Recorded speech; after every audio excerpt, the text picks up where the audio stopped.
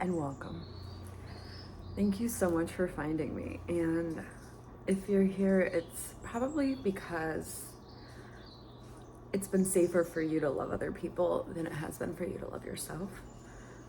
You're full of love. You know love. You feel love.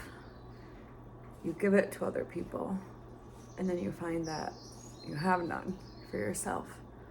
Or you find that other people aren't giving you back the love that you gave to them, like nowhere near the amount, if any.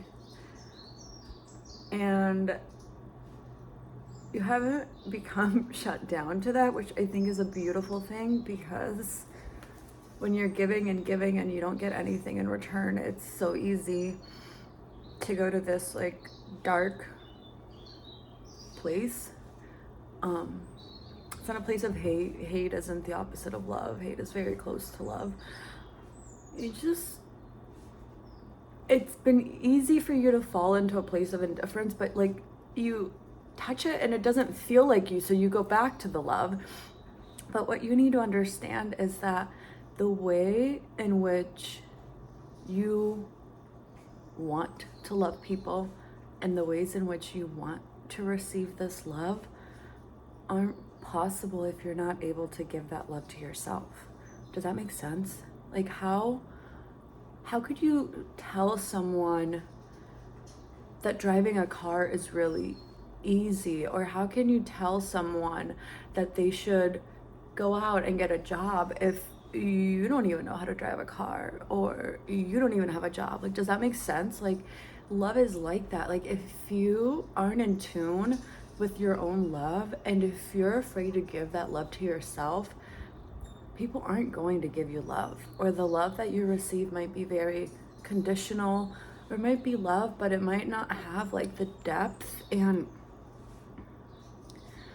energy that you envision love to have. And that's because I think deep down at a cellular level, we are all love, and we have this innate gift of giving love. Love is not something that we're taught. Love is not something that we learn. Love is something that we have within us, and throughout our lives we figure out ways in which to use it. And unfortunately, some people learn that they can manipulate love to get their way, and there's a lot of that in this world. I think a lot of the people that walk amongst us, they're not bad people, they're just confused, and they've learned how to cope with life and how to live, but that doesn't mean that it's the correct way, and it doesn't mean that it's the healthy way or a safe way.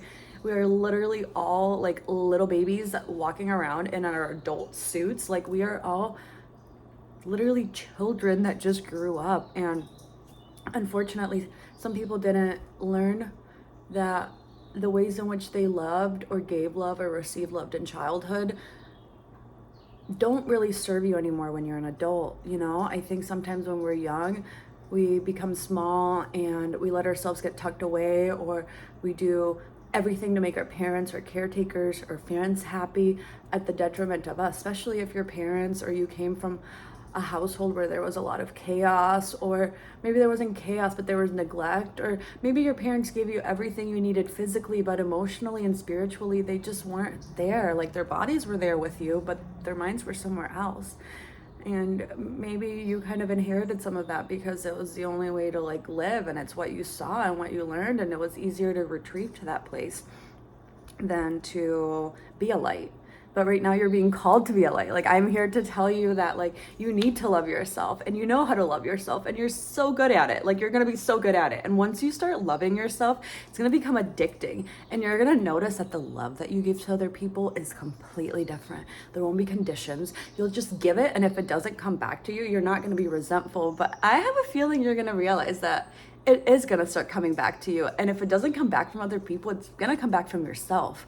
Like, there are still moments where I'm extremely disappointed by friends and family. And I'm sure I've disappointed them before. But at the end of the day, I know I got myself. I love myself. And if they let me down, it might feel disappointing, but it's not going to like be earth shattering. It's not going to like make me wonder, like, what have I done wrong? Do they love me? What's going on? Am I good? Blah, blah, blah. I'm not going to spiral. I have myself and that foundation of like, okay, they might not be on the same wavelength that I am right now. They might not be able to meet my needs, but I can still meet my own needs. So the new moon is in Aquarius right now, and I am an Aquarius moon, so I am feeling energized and good. And don't get me wrong, I had a really bad day yesterday, like really bad day. Didn't record any videos. I just didn't feel like creating felt right. I had to go within. I'm feeling much better today. And with the new moon, it's all about change. So Aquarius, innovation, change, bringing people together.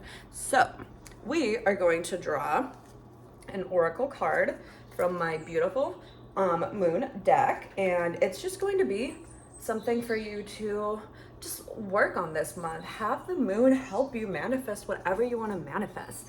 So with that in mind, about, you know, doing things different, changing the way you think, just take a moment, think about what intention you want to have for this new moon and what you want to work on this month. So just close your eyes or keep them open and just think about what you want.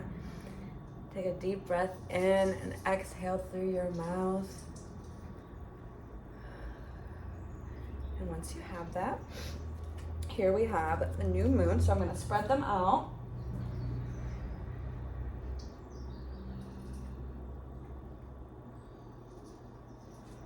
And then we have a wild card that's going to accompany that. So with our intention, I'm going to spread these out too. There you go. Okay.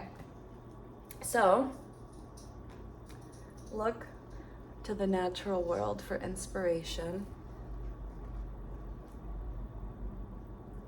Park your negative thoughts and work only with the positive.